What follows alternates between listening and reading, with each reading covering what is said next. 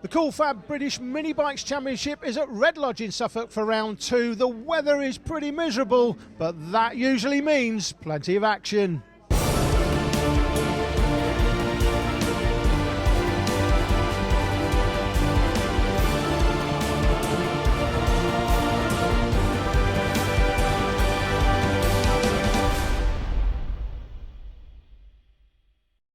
And with Roger Keys from the Cool Fab Racing organisation. Now, Roger, Cool Milk got involved at the back end of last year. You did the deal in the off-season.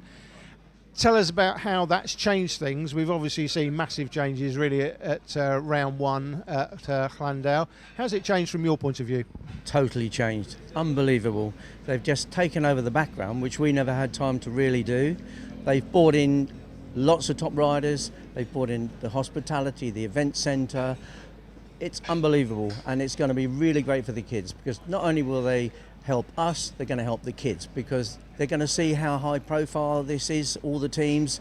And for example, Max Cook has already been picked up by being here. They've seen him, they've realised how good he is, and he's got to deal with Cool Milk themselves. But it's not just Cool Milk. We're going to get other sponsors come in, because they'll see what's going on, they'll want to help kids, and it's going to raise the profile totally of the whole of the rounds and championship. And we look forward to continuing them on this long-term agreement that we've got. It's going to be good for them, good for us, and particularly good for the kids.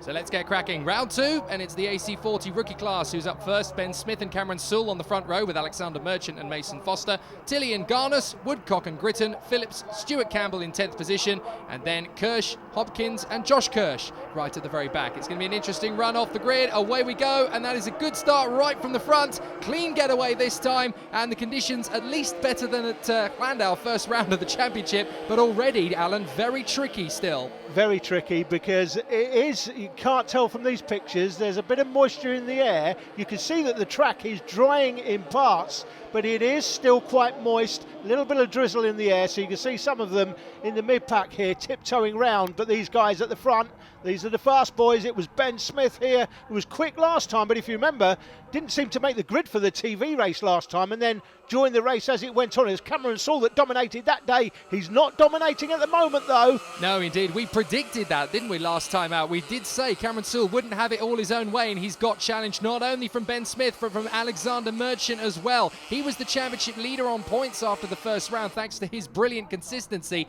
He's got a real opportunity here at Red Lodge to pull out a bit of a gap if he can get one over on these two this weekend at Red Lodge. And I have to say, this second round of the championship, these three are so closely matched. They are. Cameron Sewell dominated. I say he dominated last time. He didn't. Oh, that's Merchant! That's Merchant! On the first lap, stopped. the championship leader, Alexander Merchant, has got a mechanical failure going into the last corner on the first lap, and Jack Kirsch has stopped out on the circuit as well. Well, that really has thrown a bit of a curveball into this championship fight, because Ben Smith now has an opportunity to pull away here, but he's going to have a little bit of action around him. Yes, look, we got two bikes off to the side. We might have just seen it in the previous shot. Alexander Merchant pulled off the circuit. I wonder if we're going to see it as Ben Smith and Cameron Sewell come around this time, but that is a major championship cliffhanger. Now, the dynamic going on here, Cameron Sewell dominated last time, we said, but he didn't lead the championship, and that's because he won the two races, the televised race and then the first race on the Sunday.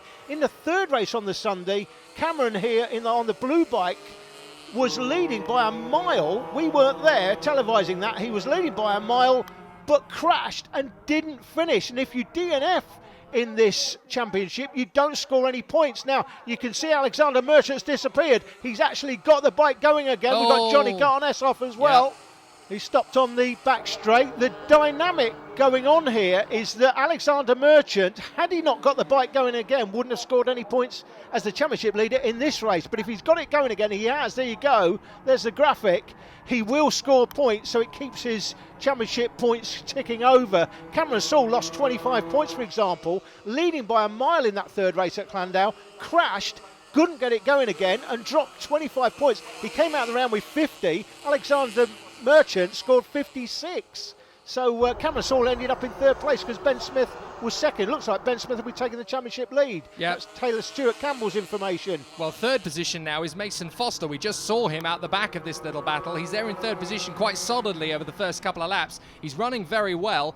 Not only has Alexander Merchant got his bike going again, but so too has Johnny Garnis. We saw him stop out on the back straight. He's got going again. So critical to get your bike back on the circuit if you can and actually get some points out of this, because you never know when your closest rival in the championship is going to DNF, and we can actually see the battle for victory here is tightening up as Cameron Sewell has had a cracking lap last time around. Ben Smith is actually going to have a real fight in his hands. That's Jamie Woodcock on the 17. He's there, the 10-year-old from Northwich. He's actually part of the Scott Redding Academy, and Scott Redding, of course, a name not only synonymous with the world of motorcycling, but with the Cool Fab Racing paddock as well. He started here, don't forget, and well, from small acorns, incredible oaks grow. You can see what he does on the MotoGP circuit, and it all began here. Yeah, had a good round recently at MotoGP, didn't he, Scott? And he is responsible, not single-handedly, because he gets a lot of help from other guys as well, but his academy responsible for a lot of these young riders coming into the sport and going there and learning how to ride and getting better and better. Well, one of the great things I love about this particular paddock, the Cool Milk paddock, this is akin to, you could almost compare the mini bike world to the karting world, to say these are the young guns coming through as we go into the last lap. But this is a different world. In karting, it's all about who's got the biggest budget. Here, Exactly. It's about who's got the best talent. It really does come down to who can put it together over the course of one weekend. And knitting his way through the traffic perfectly there, Ben Smith deals with a back marker. That could have cost him victory, but he read the situation beautifully, and Cameron Sewell has got held up. Yeah, that big has bolt. bought Ben Smith the victory here in fantastic style. He read that situation exactly as he needed to, and that's what we're talking about. It doesn't matter how much money you've got in this arena. What counts is what you do when you've got those pegs in between your fists. It is an absolutely brilliant ride, this, from Ben Smith. He's actually taking it easy round the outside of the back markers. He's got a tiny bit of breathing space as they go into the final left, right, left, and it's going to be a victory for Ben Smith as he takes it round the outside of the 96 of Jack Kirsch onto the grass. Oh my word, he's pushing it, and that could have cost him dear. He was lucky there that Cameron Sewell was getting caught up himself, but it's going to be Ben Smith into the final chicane through the right. Not too much on the left there, Ben. Absolutely beautiful. He coasts home, and the AC40 Rookies race goes to Ben Smith in front of Cameron Sewell. What a brilliant ride that is from Ben. Cameron Sewell in second. Mason Foster is going to come home for third position, a full 21 seconds adrift. Charlie Tilley in a good fourth position in front of Orlando Phillips in P5. Woodcock in sixth from Stuart Campbell, Gritton Garnis and Luca Hopkins. What a fantastic race though from Ben Smith, and a great little celebration there from the number 30. A miserable start to the weekend for the championship leader Alexander Merchant in race one, but he recovered to take 2 wins. It's Ben Smith that leads the championship going to round 3, but it's close. The next race up is Mini GP50. Before we get underway, an interview with one of the riders who's well down the grid in this one, but at Llandau last time he came from 7th in a televised race to lead it before crashing. He's made the change from 4 wheels to 2. I spoke to him earlier. Hey, now I know you from karting, but you've moved to the black art of 2-wheel racing. How did that come about? Well, I've been watching my dad biking, and I thought, oh, that's good. And we used to watch them. So I asked him if we can have a go of one, and he said yeah. So I had to go, and I just got into it.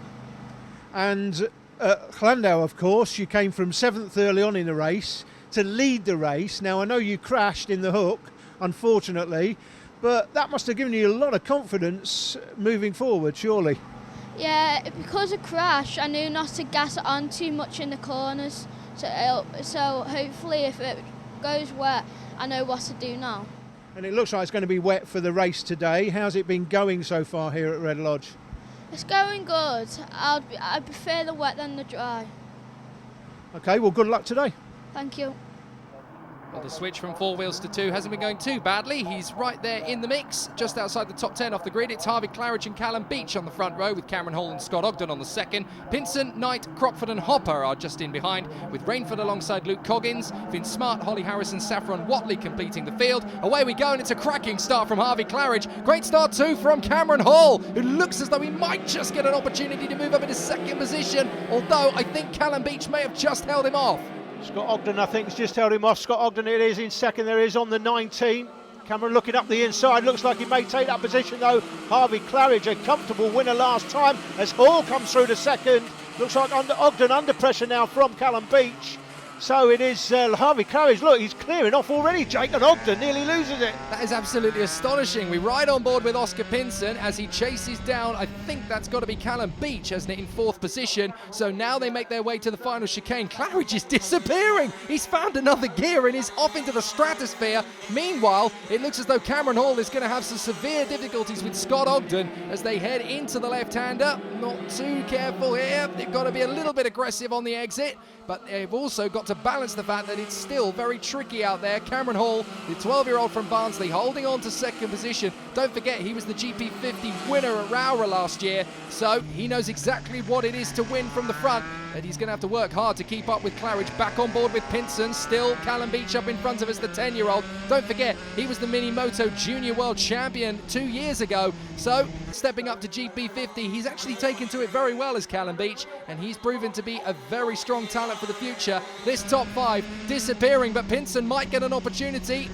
Beach is going to hold him off into turn 1, through turn 2. It's not really an overtaking manoeuvre, but if you're tentative, you can set things up very nicely for the 4th turn. Down the straight, braking nicely for the left.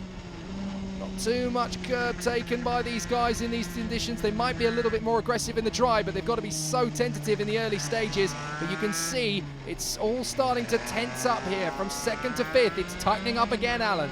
Yep, down the straight here into the right-hander. That brings us into the final turn. Oh. Just a little bit of a kink there.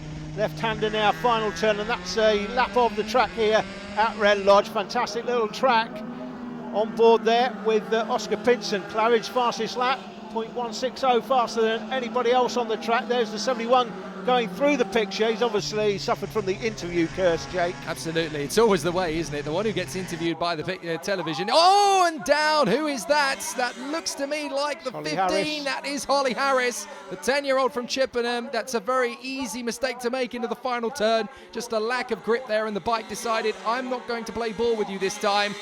But let's be fair to her, she's still improving very well. As further back in the grid, we've got Luke Coggins and Finn Smart battling it out. Later into the race, that's Callum Beach in front of Cameron Hall, but not for long. Look at that, down the inside, using the back marker as a beautiful pincer movement. And up into 2nd position, that was Saffron Watley. What on earth must it have been like on that bike for her as she watched 2 bikes go, one to the left, one to the right, battling for position. Cracking example by Cameron Hall of how to use the traffic to your advantage. That was for 3rd place, and he's in 3rd place now using the back marker, but Beach sweeps round the outside back into 3rd. It was Harvey Claridge though by the end that took a comfortable win from Scott Ogden, and Beach coming through for 3rd with Cameron Hall there having to settle for 4th place in the end, and Oscar Pinson on the 84-hour onboard cameraman was 5th. Well, fantastic move from Callum Beach, but of course, as usual, that only tells you 1/3 of the story. After that victory from Harvey Claridge, he went on to get 2 more ahead of Scott Ogden on both occasions, with Casey O'Gorman picking up a couple of podiums, and that means that Claridge now has a 33-point advantage over Ogden, with Beach, Hall and Hopper chasing him down. More action after the break.